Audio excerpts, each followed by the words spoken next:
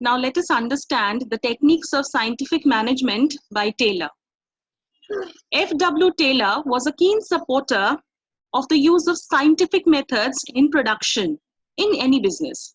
So what he did was he devised various techniques of scientific management which were based on various experiments that he did, and this was spread over his entire career, based on which he came up with various techniques. So we have four primary techniques under Taylor's scientific management. These are functional foremanship, standardization and simplification of work, work study, and differential piece wage system. So we are going to understand the first method here, the first technique, that is your functional foremanship.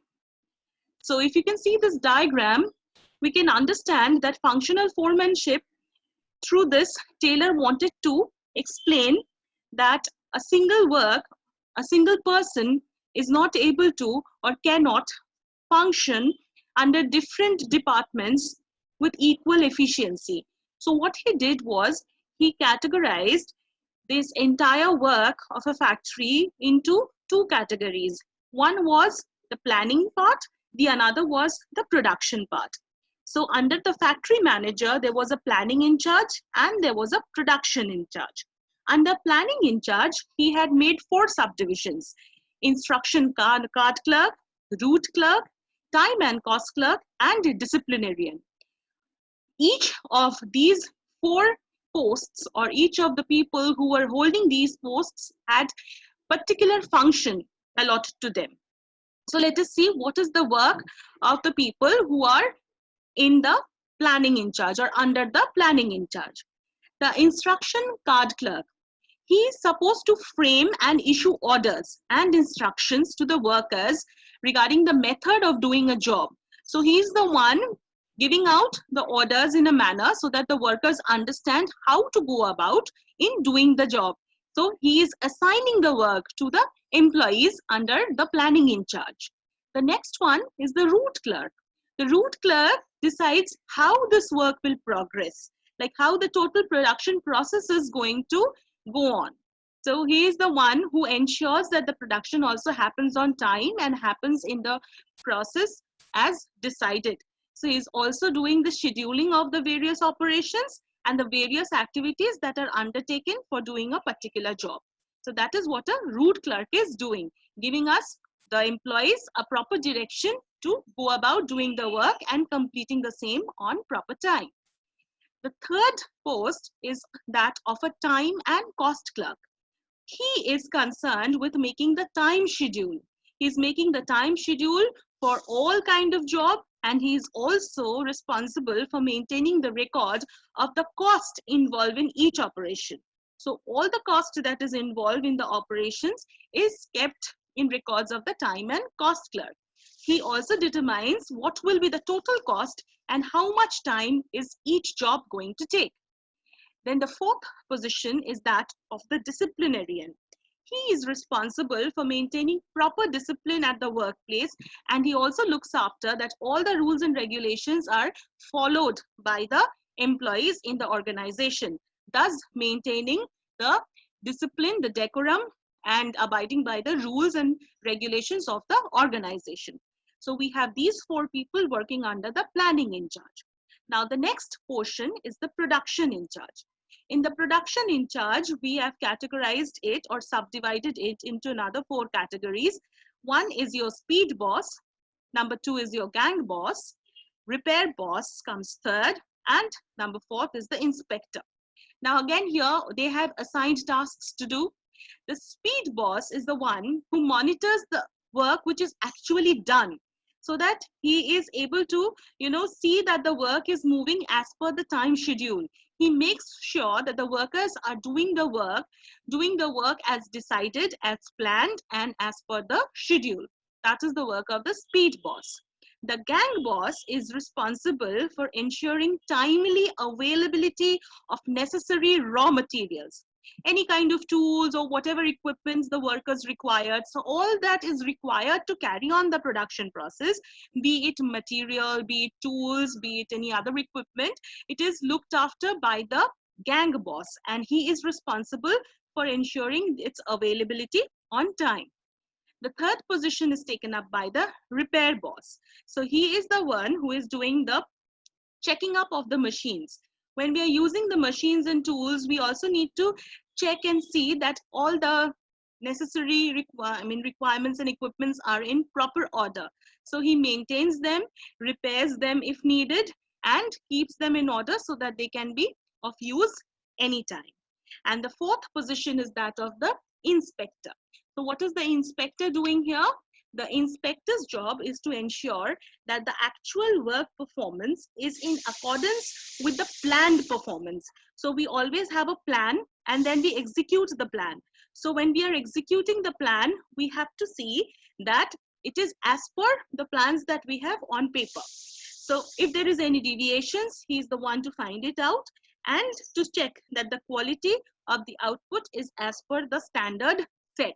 So that is the work of the inspector. So here we see how Taylor, through functional foremanship, divided the entire work of a factory under 8 categories by dividing them into 2 primary categories of planning and production to ensure that the work is done on time with efficiency and effectiveness. Thank you. Standardization and simplification is another technique propounded by F.W. Taylor. Under this technique, we understand that Taylor wanted a certain degree of standardization in every work carried out in an organization. Now we know that literally standardization is to conform to any predetermined requirement. That may be in terms of a design, a size, weight, a quality of a product, etc. So the main purpose for which standardization was enforced was to limit the given line of product in terms of fixed types, sizes, and characteristics, to ensure interchangeability of manufactured parts and products. See, when we are making a particular product, all the product, if we are making n number pieces of a product, if they are standardized, then if any piece is defective or if any piece needs to be replaced, we do not have to worry about its replacement because they are interchangeable. So if we are conforming to a fixed type, size, or a characteristics, it becomes very easy for all the products to be absolutely standardized. So here we have to define the standard of excellence of quality in materials, and to formulate the standards of performance of men and machine both, the people who are working there and the people who are using the machinery, equipment, or raw materials to produce those things. So it's a very, very important thing for the application of technique of time study so that all the workers possess standardized tools, materials, etc.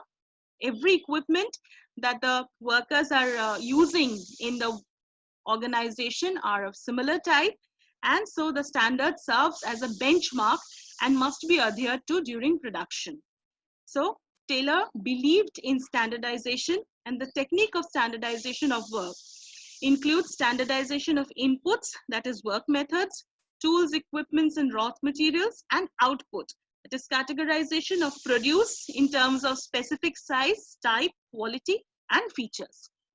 The other part of this technique is simplification. Here, through simplification, Taylor was trying to eliminate superfluous varieties, sizes, and dimensions of products. He did not want a single product to be of various types. So this led to economical operations, as there was savings in cost of labor, machine, and tools, and less amount of inventory was stocked up. There was less amount of stock that was left in the organization. It also ensured optimum utilization of equipment and also increase in the turnover of the organization. So standardization and simplification is yet another very important technique given to us by Taylor. Work study by F.W. Taylor is another very important technique of scientific management. Under work study, Taylor has divided the entire thing into 4 categories: method study, motion study, time study, and fatigue study.